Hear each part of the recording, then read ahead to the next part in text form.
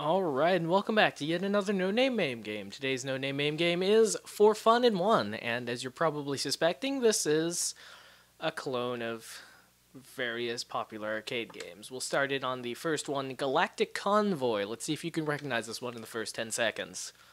Are you ready?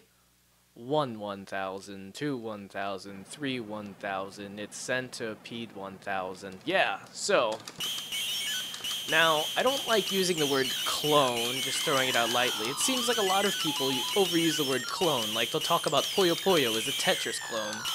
And considering that their gameplay is nothing alike, their mechanics are, again, nothing alike at all whatsoever, to call them clones of each other would be, I don't know, one, ridiculous, and two, an insult to Puyo Puyo, because it's kind of saying that they just kind of wholeheartedly aped Puyo Puyo's Tetris's gameplay mechanics and just stole wholeheartedly. Of course, that's what this is. This is a clone. I'm not arguing about that. And so, alright, I'll play to like one life at each of the games just to kind of show you what it's like. And as far as I'm aware, the gameplay is, well, I guess it's technically not exactly the same. The Centipede doesn't seem to be quite as long, but that doesn't meaningfully change the gameplay, I suppose. Let's see. They did change all the graphics, so whereas you'd see spiders and mushrooms and centipedes, now you see spaceships and, well, I'm gonna go on a limb here and say spaceships. Oh, also space mushrooms. Have to have plenty of those. Actually, it's not quite as bad, because if you notice as I'm shooting the guys, they don't quite, like, split up and turn opposite directions. Okay, so in Centipede, when you shoot one guy, then he turns into a mushroom, and then the Centipede hits him, and then they run away. I don't think there is quite so much of that when they're on the bottom levels. Although maybe that's just because they were in, like, little trains of one guys, and then that's not gonna swap over and kill me. We have, oh, I don't even know what the mushrooms are, the various galaxies and spatial objects. Nothing too particularly exciting. So again, the first game, just Centipede. Nothing at all. Alright, let's see what the next... Oh, how far can you... Oh, it already... Alright. So, guess what game this is? Yeah, it's Scramble. Why are they... How...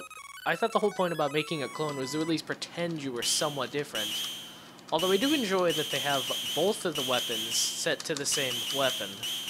That's something Scramble could definitely have used. Although, considering that Scramble was all about carefully and adeptly controlling when you shoot bombs. Actually, no, I stand corrected. That's a terrible idea. Because in Scramble, your bombs have to be very precision. I mean, you basically have to hit all the gas stations. So this is actually a change for the worse. I don't know, it seems like it'd be better, but in Scramble, yeah, you're not trying to kill things, you're supposed to, like, aim things correctly.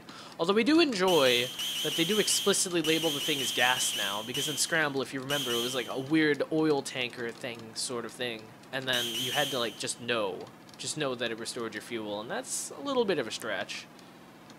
Now, we could, of course, try and see how far you can get compared to Scramble, but no. Scramble is kind of the ugliest game imaginable. And then, it's not especially easy, but it's not especially rewarding to play either. Yeah. So...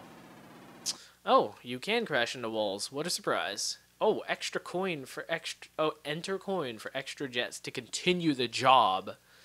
I'm pretty sure Scramble did not have a continue function, so I guess that's technically an improvement. The, holding me hostage at the screen, though, part is not quite an improvement. Man, sure, a lot of people scoring 10K. It's almost like a marathon up in here. Alright, so we should press the fire button to get to the next game. At least, I swear that's what it said, at least on one time. Oh, Oh, mystery. Oh, never mind. This is completely original. This completely reinvents the nature of Scramble. There's a mystery power-up. You know these intro sequences where they always have, like, the computer playing it? I always kind of liked it when the computer was, like, insanely good. But I always found it really, really lazy when the computer just kind of does random things. And they're even lazier when the computer doesn't do anything like there. Alright, so guess what game this is? That's right, it's Galaxian Part 1. So, let's play this Galaxian game. I actually gotta say, I rather like Galaga. And Galaxian is the game that, I don't know, arguably inspired Galaga.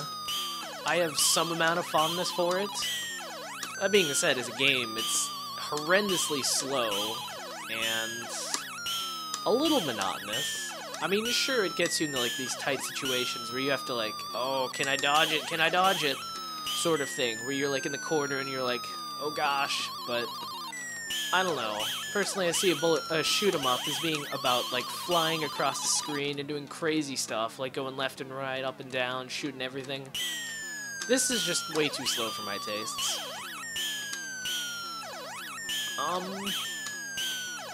Yeah.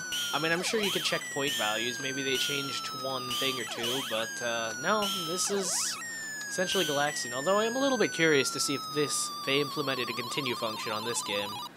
If you recall, Galaxian did not have a continue function on it, but why would you continue? I mean, sure, your game gets a little bit harder, but it's not like you're going to see anything new. I think the most new thing were, like, the enemy formations in the beginning, which, evidently, this game didn't have. That was kind of like the entire draw of Galaxian. Wow, these guys. Ay. I don't know. I mean, it's one thing to clone a game. I guess that's, like, mildly morally reprehensible, but I guess I can accept it. But when you can't even clone the main parts of what made the game so much fun. I mean, Galaxian, all the fun was that initial feeling of power as the enemies helplessly, like, assembled before you. That was awesome. But this, not as much. So I hear there's another game for me to play. I hear there's another game for me to play. Hello game. I'm talking to you. A game. Hello.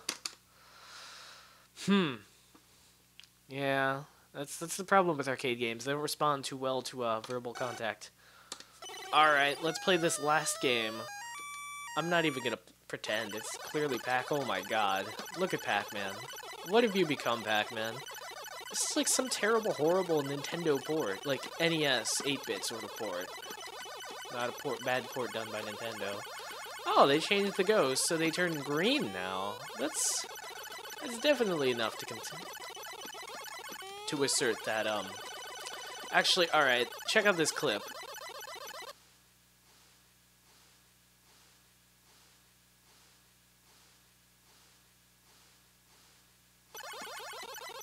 So yeah, right? I mean, it's one thing to make a clone system. It's another thing to make a clone system and do it poorly. But it's an entirely different sort of thing to do all three of those things, and in addition, can argue that it's all your own work. And, as a fourth crazier thing, it's even more insane to do all of those things and then assert that no one else should rip you off. These guys really were pulling some crazy stuff. That being said, I'm almost about to clear level in Pac Man, so that's arguably more insane. Alright, you ghosts. Ah, that didn't work. Tunnel. Tunnel helps. Oh yeah. Oh yeah. Tunnel trouble. Usually I don't clear levels in Pac Man because it's actually really hard. Pac Man is really hard. I'm sure you can scrutinize the ghost algorithms to see if they're the same or not, but no one cares. No one cares. Although it does seem like they did do it right, because if you were a stupid Pac-Man thing, then like all the ghosts would just chase you. It'd be like Pac-Man Championship Edition. You grab the pellet and you kill everyone. So yeah, at least the ghosts kind of do whatever. So they were too dumb to figure out Galaxian's special thing, but they were smart enough to figure out the ghost patterns for Pac-Man. I don't know. It really kind of boggles the mind, just like why you would do some things like this. Oh, copyright food and fun? Is that like what? Is that a restaurant? Did a restaurant make this port?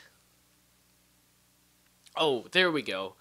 This game program contains original work and copyright and duplication is prohibited. Yeah. Yeah.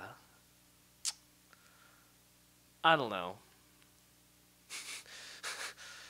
Oh my gosh, programming totally unique.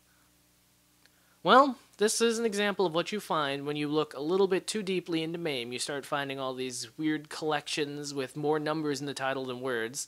This one is actually at a 50-50 safe zone.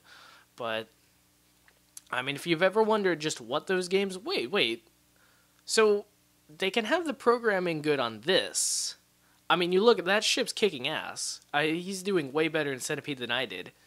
And yet they can't even program in the scramble ship to do jack. I don't even know. Like, it's not even like they liked some games better than others and made them better. They just like randomly chose how good a game should be or not. I don't know. It's the most baffling port job. I wasn't expecting to be so confused. I thought this would be open shut. It's like Centipede, Galaxian, Scramble, the fourth one, and we're done. But there's a bunch of incomprehensible. It's like, why would they make the decisions they made, sort of thing. Well, anyway, that was a fun trip into like the deep annals of MAME and to see just how bad it can get. So, on that note, this cat's got a scat.